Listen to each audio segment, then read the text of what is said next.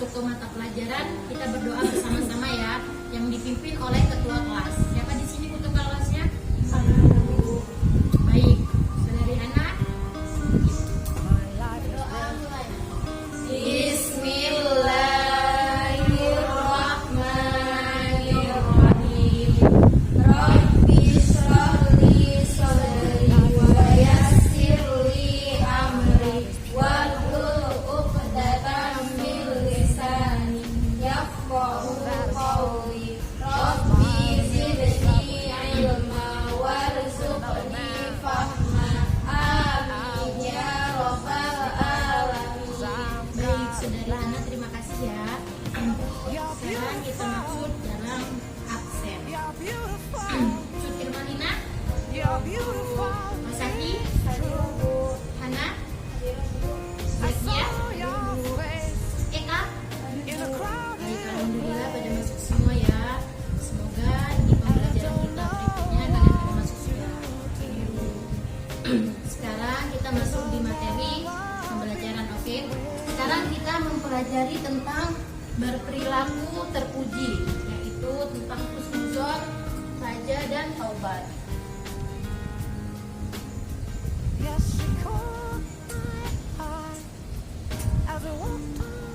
Di sini sudah ada yang tahu tentang ketiga ini? Baik, kita akan menjelaskan. Yang pertama yaitu husnuzon. Husnuzon berarti berbaik sangka, atau kata lain tidak cepat-cepat berburuk sangka sebelum perkaranya menjadi jelas.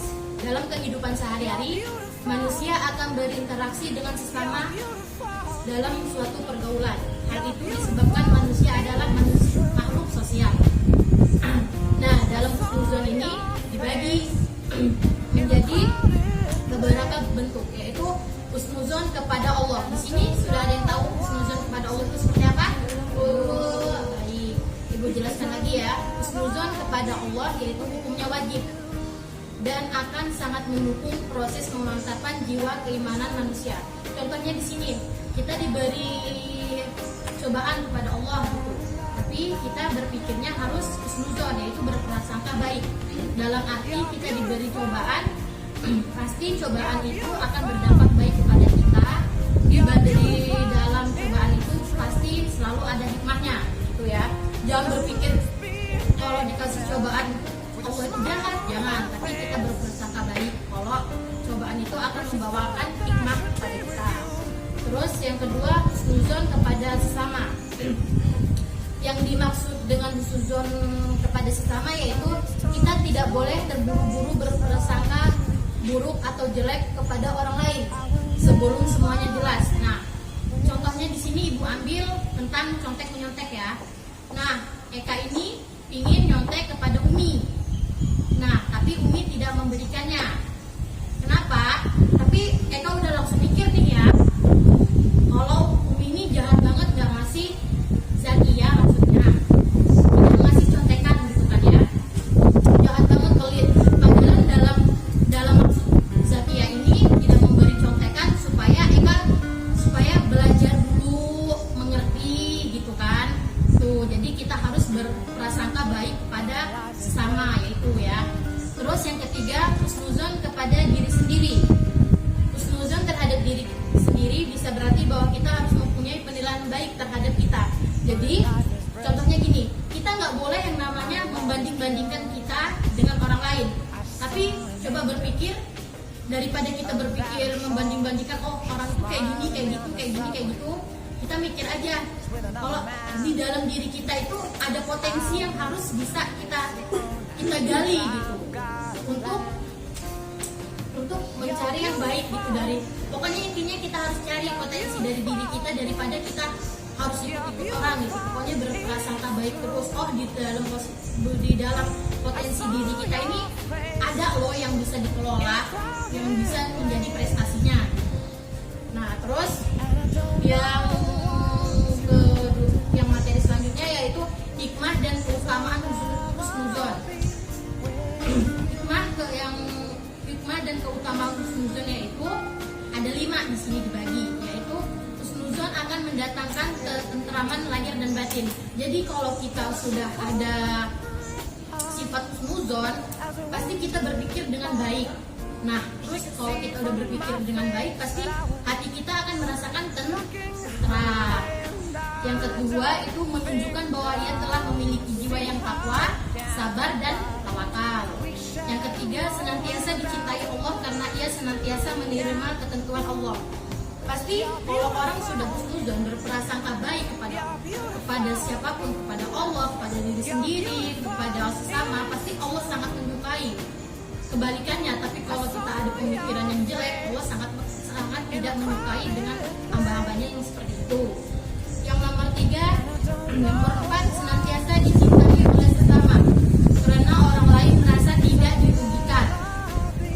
Yang kelima, menjauhkan diri dari kelah kesah, iri, dengki, menfitnah dan sebagainya. Masuk ke pembahasan kedua, yaitu tentang roja atau raja. Di sini sudah ada yang tahu tentang materi tersebut? Baik, Ibu jelaskan lagi ya. Jadi pengertian dari roja adalah menginginkan atau menantikan sesuatu yang disenangi, menginginkan kebaikan yang ada di sisi Allah berupa keutamaan, ikhlas dan kebaikan dunia akhirat.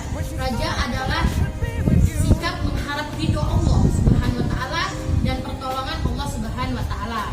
Di roja ini juga ada beberapa ciri-cirinya nih yang terbagi. Ada yang tahu tidak? Tidak lagi. Oke. Ciri-cirinya itu dibagi menjadi 2, yaitu optimis sama dinamis.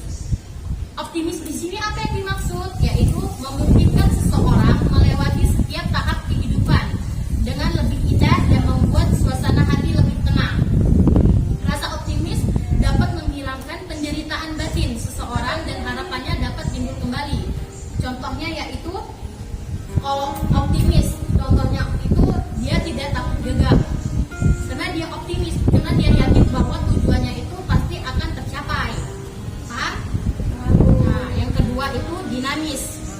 Sikap untuk terus berkembang, berpikir cerdas, penuh kreasi dan rajin beradaptasi dengan lingkungan. Contohnya itu pedagang berupaya agar apapun produk dagangannya laris dan usahanya berkembang. Jadi dia beradaptasi. Kalau dia dagang di sini, kalau dia tahu itu tidak berkembang, dia nyari lagi atau dia cari tempat untuk dimana dagangannya itu laris. Pokoknya dia itu selalu berkembang, itu selalu berusaha untuk supaya dagangannya itu laris. Paham? Nah, di roja itu juga ada cara membiasakan sifat roja, yaitu ada 5. Yaitu 1, selalu berpegang teguh kepada tali agama Allah, yaitu agama Islam. Yang kedua, selalu berharap kepada Allah agar selalu diberikan kesuksesan. Yang ketiga, selalu merasa takut kepada ancaman dan siksaan Allah di hari akhir kelak. Yang keempat, selalu cinta, mahabbah, yaitu cinta kepada Allah. Yang kelima yaitu yakin bahwa rahmat Allah sangat dekat dengan orang yang berbuat baik. Baik, tadi Ibu sudah menjelaskan roja dan husnuzon. Sudah mengerti? Sudah. Sekarang yang ketiga tentang taubat. Di sini belum ada yang mengerti ya tentang taubat. Baik.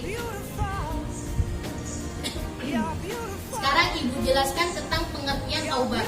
Taubat yaitu memohon ampunan kepada Allah Subhanahu wa taala atas segala dosa dan kesalahan. Taubat merupakan bentuk pengakuan atas segala kesalahan dan pernyataan menyesal atas dosa-dosa yang telah dilakukan.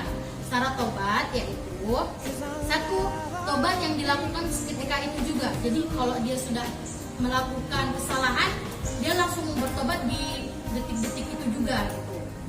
Ya, tidak menunda-nunda untuk bertobat yang dimaksud di sini ya.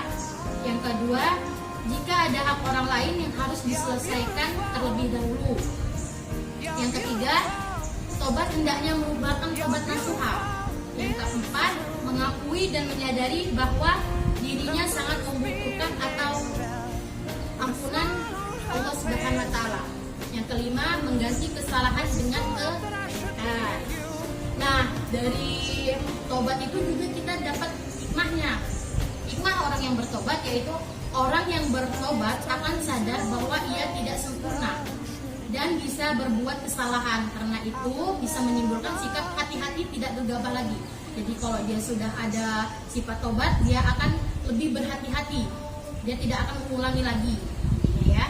Yang kedua yaitu orang yang bertobat tidak mudah melakukan kesalahan lagi. Jadi yang dimaksud itu karena dia sudah bertobat, jadi sebisa mungkin dia pasti tidak akan melakukannya lagi atau menghindari hal-hal yang membuat dia masuk ke hal lubang yang sama lagi. Ya. Yang nomor 3, orang yang bertobat hidupnya akan dipenuhi dengan optimisme yang besar akan masa depan hidup yang akan dijalani. Yang nomor 4, orang yang bertobat memiliki kesempatan besar untuk mendapatkan surga. Karena kalau dia sudah bertobat, insya Allah pintu tobat akan mendatangkan surga. Nomor 5 yaitu orang yang bertobat akan mendapat rahmat dari Allah Subhanahu wa taala. Nomor 6, orang yang bertobat akan bersih jiwanya dari dosa dan sifat buruk. Nomor 7, orang yang bertobat akan terhindar dari azab Allah Subhanahu wa taala.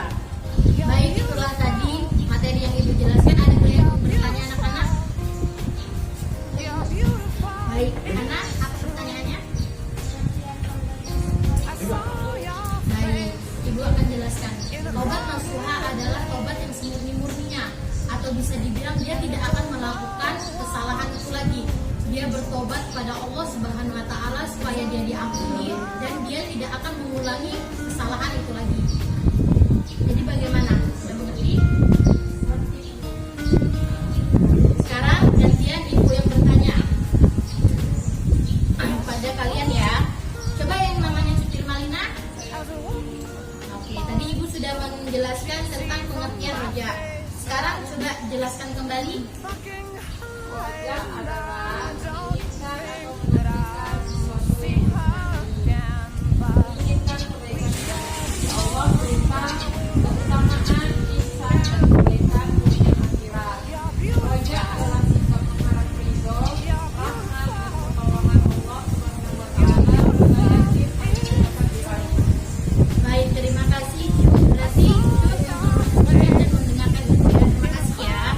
Cuk, sekian materi kita hari ini. Semoga kita dipertemukan di pertemuan selanjutnya. Baik, Ibu tutup ya dengan membaca hamdalah. Alhamdulillahirabbil alamin. Ibu akhiri wabillahi taufiq wal hidayah. Wassalamu